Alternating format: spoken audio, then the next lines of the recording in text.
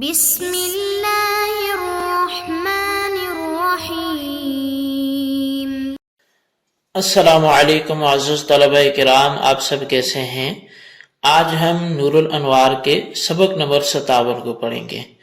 اور آج کے سبق کا عنوان ہے وجوب پر دلائل کا بیان۔ آج کے ہمارے سبق کی عبارت ثم شرع فی بیان دلائل الوجوب سے شروع ہوتی ہے۔ آئیے سب سے پہلے عبارت پڑھ کے اس کا ترجمہ کرتے ہیں، اس کے بعد باقاعدہ سبق کی وضاحت کی طرف بڑھتے ہیں۔ مصنف علیہ رحمہ لکھتے ہیں ثم شرع فی بیان دلائل الوجوب فقال، پھر ماتن وجوب کے دلائل کے بیان میں شروع ہو گئے تو آپ نے کہا لِانْتِفَاءِ الْخِيَرَةِ عَنِ الْمَعْمُورِ بالامر بالنص، یعنی نص قرآنی کے ذریعے معمور بالامر یعنی مکلف جس کو حکم دیا گیا ہے کسی کام کا، اس مکلف سے اختیار منتفی ہونے کی وجہ سے ہم کہتے ہیں کہ امر کا موجب وہ وجوب ہے۔ تو یعنی کہ انما قلنا ان موجبہ الوجوب، یعنی ہم نے کہا کہ بے شک امر کا موجب، اس کا حکم وہ وجوب ہے لِانْتِفَاءِ الْاخْتِيَارِ عَنِ الْمَعْمُورِينَ الْمُكَلَّفِينَ بِالْأَمْرِ بِالنَّصِّ، اختیار کے منتفی ہونے کی وجہ سے وہ معمورین جو مکلفین بالامر ہیں، ان سے اختیار کے منتفی ہونے کی وجہ سے نص کے ذریعے ہم یہ کہتے ہیں کہ امر کا موجب وہ وجوب ہے۔ وَهُوَ قَوْلُهُ تَعَالَى، اور وہ نص اللہ تعالیٰ کا فرمان یہ ہے وَمَا كَانَ لِمُؤْمِنٍ وَلَا مُؤْمِنَةٍ إِذَا قَضَى اللَّهُ وَرَسُولُهُ أَمْرًا أَن يَكُونَ لَهُمُ الْخِيَرَةُ مِنْ أَمْرِهِمْ وَمَن يَعْصِ اللَّهَ وَرَسُولَهُ فَقَدْ ضَلَّ ضَلَالًا مُبِينًا، اور کسی مومن مرد اور مومنہ عورت کے لیے یہ اختیار نہیں ہے جب اللہ اور اس کا رسول کسی بات کا فیصلہ فرما دیں، تو اب کسی مومن مرد یا مومنہ عورت کی یہ شان نہیں ہے کہ ان کو اس معاملے میں اب بھی کوئی اختیار رہے، اور جو اللہ اور اس کے رسول کی نافرمانی کرے تو وہ دور کی گمراہی میں جا پڑا۔ کہتے ہیں ان معناه اذا حكم الله ورسوله بامر فلا يكون لمؤمن ولا مؤمنة ان يكون لهم الاختيار من امرهما، اي ان شاءوا قبلوا الامر وان شاءوا لم يقبلوه بل يجب عليهم الائتمار بامرهما۔ اس کا مطلب یہ ہے کہ اس نص کا مطلب یہ ہے کہ جب اللہ اور اس کا رسول کسی بات کا حکم ارشاد فرمائے تو مومن مرد کے لیے اور نہ ہی مومنہ عورت کے لیے یہ بات جائز ہے کہ ان کو اب کوئی اختیار ہو ان کے معاملات میں، یعنی کہ اگر وہ چاہیں تو اس معاملے کو، اس امر کو قبول کر لیں، اور اگر چاہیں تو نہ قبول کریں، ایسا نہیں ہے، بلکہ ان پر اس معاملے کو بجا لانا یہ واجب ہے۔ وَلَا يَكُونُ ذَلِكَ إِلَّا فِي الْوَاجِبِ، اور یہ اختیار کی نفی نہیں ہوتی مگر اسی صورت میں کہ جب امر کا موجب وجوب ہو، مگر جب واجب کی بات ہو۔ وَقِيلَ النَّصُّ هُوَ قَوْلُهُ تَعَالَى مَا مَنَعَكَ أَلَّا تَسْجُدَ إِذْ أَمَرْتُكَ خِطَابًا لِإِبْلِيسِ اللَّعِينِ أي ما بقي لك الاختيار بعد أن أمرتك فلم تركت السجود، اور کہا گیا ہے کہ نص کی جو اس بات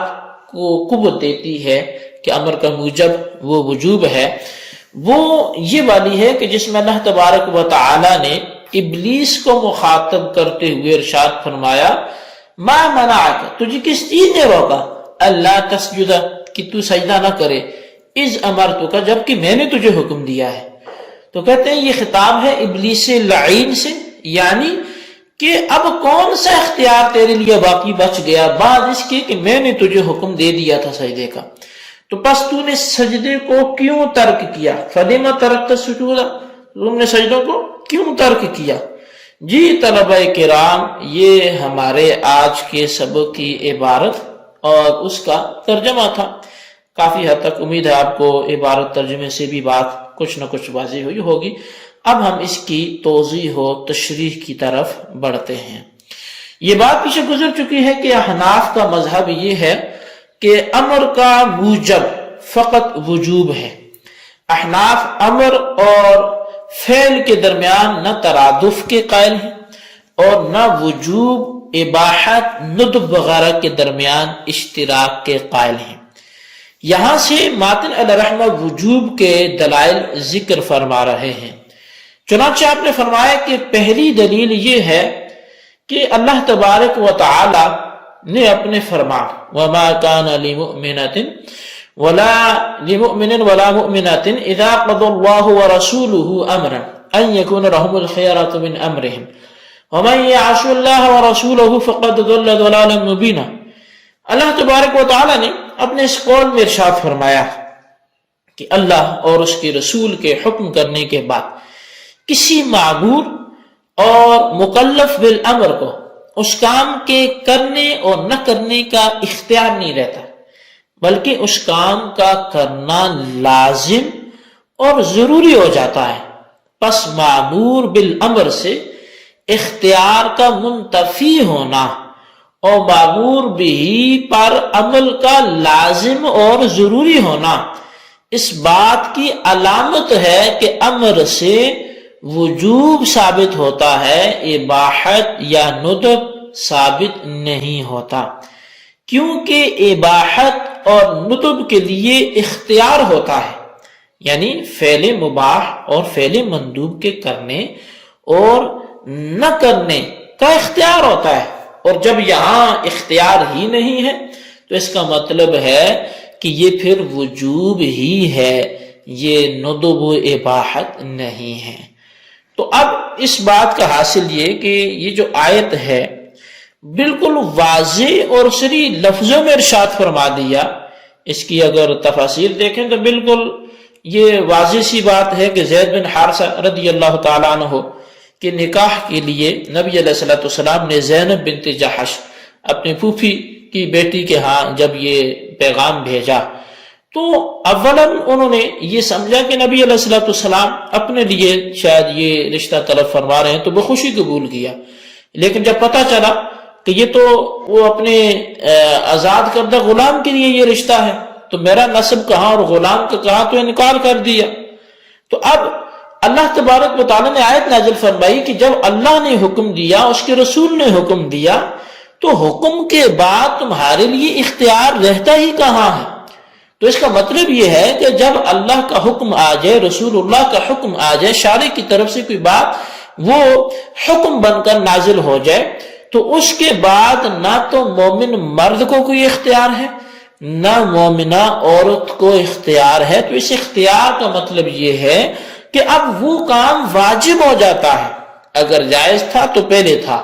جب حکم آ گیا تو اب وہ وجوب ہوگا۔ تو یہی احناف کا مذہب ہے، یہی احناف کی جو کا نقطہ نظر ہے کہ مطلقاً جو امر ہے وہ وجوب کے لیے ہے۔ تو بہرحال اب یہاں پر بعض حضرات نے متن میں نص سے مراد باری تعالیٰ کا قول ما منعک اللہ تسجد اذ امرتک کو لیا ہے۔ اس آیت سے استدلال اس طور پر کیا ہے کہ آیت میں لا زائدہ ہے اور ابلیس لعین کو خطاب ہے، تو حاصل یہ ہے کہ جب اللہ تعالیٰ نے ملائکہ اور ابلیس کو حکم فرمایا کہ آدم علیہ السلام کو